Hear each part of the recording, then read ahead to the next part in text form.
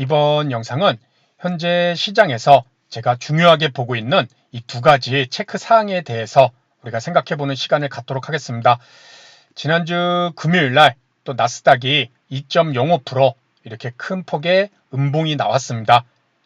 그렇죠. 그래서 아마 주말에도 많은 개인 투자자분들, 특히 종목을 보유하고 계신 분들은 또 월요일 날 우리 시초가가 어떻게 만들어질지 참으로 좀 불안하지 않을 수 없는 그런 주말이 계속 이어지고 있는 것 같습니다. 자, 일단 우리 나스닥이 이렇게 큰 폭으로 다시 한번 하락이 나왔는데, 나스닥도 그렇고 국내 증시도 그렇고 특히 국내 증시에서 제가 보고 있는 이 두 가지 선행 조건, 거기에 대해서 우리가 좀 보도록 하겠습니다. 자, 국내 증시도 금요일 날 이렇게 3%까지 밀렸다가 요 241 이평선을 지지를 하고 또 아랫꼬리를 달면서 저가 매수세가 유입이 되면서 좀 이렇게 올라오면서 마감이 되었습니다. 장중에 이란과 이스라엘의 그런 지정학적 리스크가 또 발생이 됐었죠. 참 국내 증시는 이런 단기 변동에 좀 취약할 수밖에 없는 것 같습니다. 왜냐하면 전 세계적으로 시가총액이 우리 국내 증시가 뭐 코스피든 코스닥이든 그렇게 큰 편이 아니기 때문에 이런 일시적인 이슈로 인해서 크게 흔들릴 수밖에 없는 그런 변동성이 심한 시장으로 우리가 볼 수밖에 없는 것 같습니다. 자, 일단 제가 시장에서 현재 중요하게 체크하고 있는 그 두 가지 내용을 보기 전에 요거 하나 내용을 좀 먼저 보도록 하겠습니다. 이렇게 단기 외국인 선물 투기 세력과 이 5일 이평선 안착 여부, 이렇게 두 가지를 좀 중요하게 보고 있는데, 여기서 우리가 얘기하는 투기 세력이라는 것은 뭐 불법을 저지른다 이런 의미가 아니라, 이 첫 번째로 투기 세력은 시장의 방향성을 움직일 수 있는 큰 자금을 갖고, 그리고 단기적으로 자신들에게 유리한 상방 포지션, 그렇죠? 유리한 상방 또는 하방 포지션을 만들어낼 수 있는 능력을 수익으로 극대화할 수 있는 이런 매매 주체를 좀 얘기를 하는 것일 것입니다. 그래서 쉽게 얘기해서 시장의 방향성, 위로 방향을 바꿀 수 있는 또는 아래로 방향을 바꿀 수 있는 그러한 큰 자금에 갖고 능력이 있는 그런 매매 주체를 말할 수가 있겠죠. 우리 뭐 외국인이든 기관이든 또는 중소형 종목들에서는 개인 투기 세력도 분명히 있을 수 있겠죠. 그렇죠. 이게 투기라고 하니까는 조금 부정적인 이미지가 있을 수 있지만은, 어떻게 보면 그들 입장에서도 야, 내 자금 갖고 내가 매매를 하는데 당연히 나한테 유리하게 포지션을 정해서 매매를 하는 것은 아니냐, 이렇게 얘기를 할 수도 있을 것입니다. 그렇죠? 그래서 다르게 표현하면 선도 세력이라고 우리가 말할 수도 있겠죠. 선도 세력, 먼저 치고 나가는, 방향을 바꾸어낼 수 있는, 주가가 계속 상승하는데 주가를 하락으로 만들어낼 수 있는, 반대로 주가가 계속 하락하는데 주가를 상승으로 돌릴 수 있는 그런 매매 주체를 우리는 투기 세력이라고도 볼 수 있고 선도 세력이라고 볼 수 있을 것입니다. 다만 이 투기라고 세력이라는 이름을 붙였을 때는 단기 변동성, 즉 자신들에게 단기적으로 자신들에게 유리한 상방 하방 포지션을 순식간에 만들어냄으로써 일반 개인 투자자들이나 정상적으로 매매를 하는 투자자들에게는 상당히 어려움을 끼칠 수 있는, 그럼으로써 자신들은 수익을 챙겨가는, 그렇기 때문에 투기 세력으로 우리가 부를 수 있을 것입니다. 자, 지금 왜 먼저 이 투기 세력을 이렇게 말씀을 드렸냐면은, 지금 시장에 우리 코스피 같은 경우도 시장의 움직임을 보면은 우리 시장은 크게 현물 그리고 선물, 파생 상품인 선물, 뭐 콜옵션, 풀옵션, 선물이 있잖아요. 그렇죠? 그래서 흔히 선물은 이런 일반 종목들을 이제는 우리가 현물이라고 부르고, 선물은 코스피 200을 기초자산으로 해서 또는 코스닥 150을 기초자산으로 해서 뭐 콜옵션도 있고 풋옵션 선물까지 또 주식 개별 종목 선물까지 이렇게 있죠. 그렇죠? 그런데 지금 코스피에서 우리가 잘 체크를 해야 되는 것이 뭐냐면은, 저는 첫 번째로 이 외국인들의 선물 포지션입니다. 이렇게 선물 포지션을 외국인들을 보게 되면은 뭐 2천억 뭐 요런 것들은 괜찮죠. 그런데 뭐 4월 12일부터 이제는 막 1조 2천억, 그 다음 날에는 1조 1천억, 그렇죠? 그리고 금요일 날에는 1조 5천억, 이렇게 선물 외국인들의 매도 포지션이 상당히 크게 들어오고 있습니다.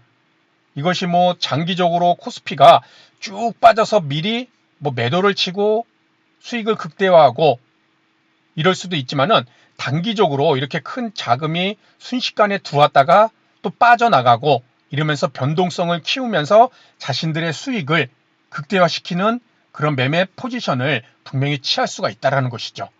그렇죠? 그래서 우리가 첫 번째로 야, 근데 선물 매도했는데 왜 우리는 그냥 종목들 사는데 뭔 상관이냐 이렇게 생각하실 수도 있지만은 우리 프로그램 매매는 다들 아시잖아요. 종목에 막 자동으로 따다다다다 들어오는, 그렇죠?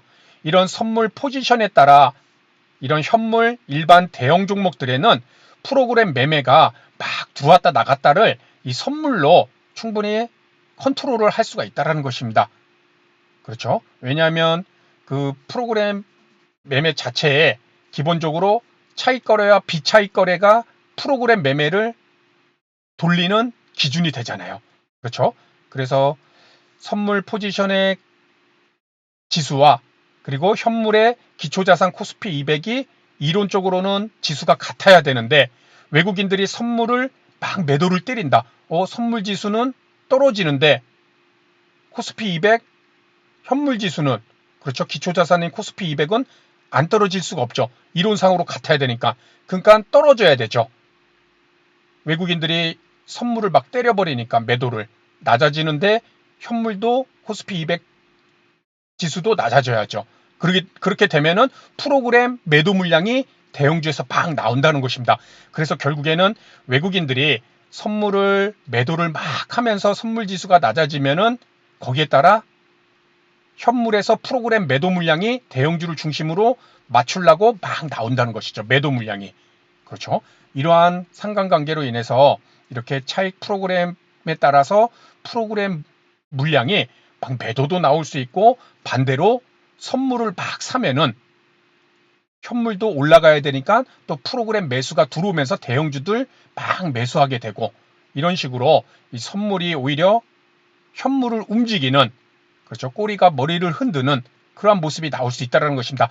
지금 단기적으로 요 코스피의 외국인들의 이 선물 움직임, 이 매도 금액을, 그래서 저도 1차적으로 이렇게 파생 상품은 매매하지는 않지만은 장중에 계속 체크를 할 수밖에 없는 그러한 첫 번째 하나의 수급적인 동향으로 계속 체크를 하고 있고, 이거는 저뿐만 아니라 모든 투자자분들이 지금 단기적으로 외국인들의 이 선물 포지션을 우리가 잘 체크를 해줄 필요가 있을 것 같습니다.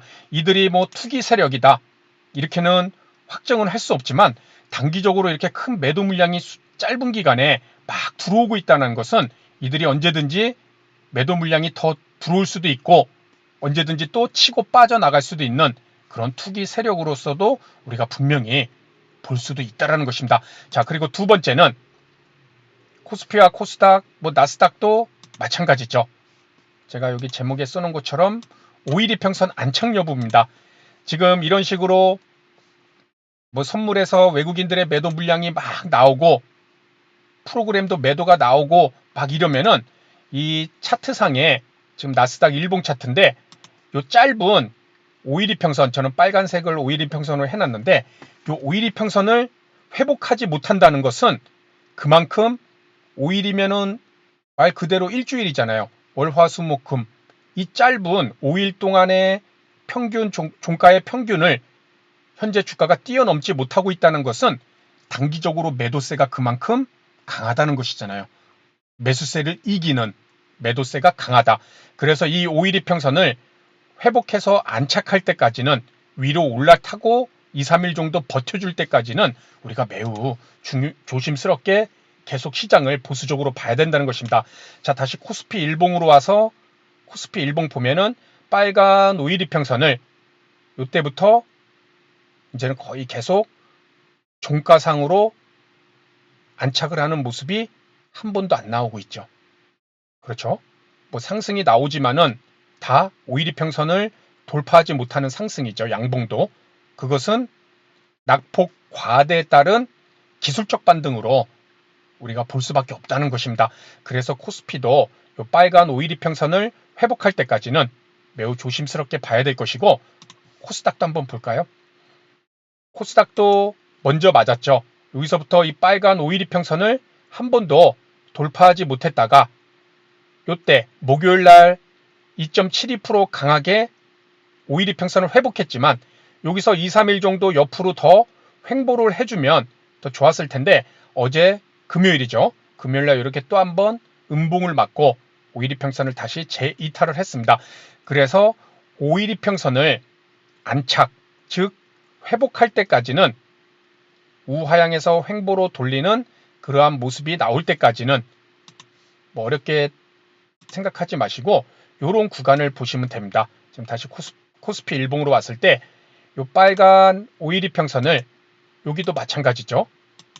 이렇게 보게 되면 빨간 5일 이평선을 한 번도 회복하지 못했다가 여기서 이제는 회복하고 2, 3일 정도 버텨주죠. 버텨주다 보니까는 또 5일 이평선에 안착한 다음에 오르면서 그 다음엔 파란 21이평선 돌파 여부 체크. 그렇죠. 그래서 이러한 구간이, 여기는 횡보로 해서 다지고 올라간 모습, 여기는 또 빨간 5일 이평선을 V자 반등으로 올리는 모습. 참 코스피 일봉 차트 보면은 바닥을 만들고 5일 이평선을 어떻게 회복해야 되는지, 다지고 올라가느냐 V자 반등으로 올라가느냐, 참 여기 보면은 공부가 많이 될 수 있는 그런 차트가 바로 전 저점과 전전 저점에 이렇게 잘 나와 있습니다. 그래서 지금도 V자 반등으로 5일 이평선을 1번처럼 뚫고 올라갈 것이냐, 아니면 여기서 이제는 주가가 더 이상 하락하지 않고 막 이렇게 버티면서, 그렇죠, 요 2번처럼 다지고 올라갈 것이냐, 아니면 최악의 경우 아직 바닥이 아니기 때문에 더 맞고 내려갈 것이냐, 그 부분을 우리가 잘 체크를 해야겠죠. 그래서 중요한 것은 5일 이평선을 회복하느냐, 언제 회복하느냐를 저는 두 번째로 매우 중요하게 보고 있습니다. 그래서 오늘 좀 얘기가 길어졌지만은, 지금 현재 시장을 봤을 때 단기 외국인 선물 투기 세력과 그리고 차트상으로 이 5일 이평선 안착 여부, 거기에 두 가지의 초점을 두고 저 같은 경우는 시장을 단기적으로 좀 안정화됐을 때 이러한 모습이 반전이 일어나 줘야 된다는 그런 가정하에 상당히 시장을 조금은 조심스럽게 보고 있습니다. 그래서 여러분들도 내일 당장 장이 시작하고 우리 이 현물에서 외국인과 기관의 포지션도 당연히 중요하고 체크를 해야 되지만, 이 선물에서도 외국인들이 어떤 포지션을 갖고 움직이는지, 그리고 차트상으로 5일 이평선 어떻게 돌파하고 2, 3일 동안 안착을 하는지, 거기에 초점을 두시면서 1차적으로 그것을 회복하는지 거기에 초점을 두시고 시장과 종목을 꼭 보시기 바랍니다. 그 전까지는 주가가 반등이 나오더라도 기술적 반등이고 계속해서 조심스럽게 시장과 종목을 보는 것이 내 계좌를 지키는 그런 매매가 될 수 있으리라 생각됩니다. 그래서 오늘 내용은 여기서 마치도록 하고요. 다음 시간에 더 좋은 내용으로 인사를 드리도록 하겠습니다. 감사합니다.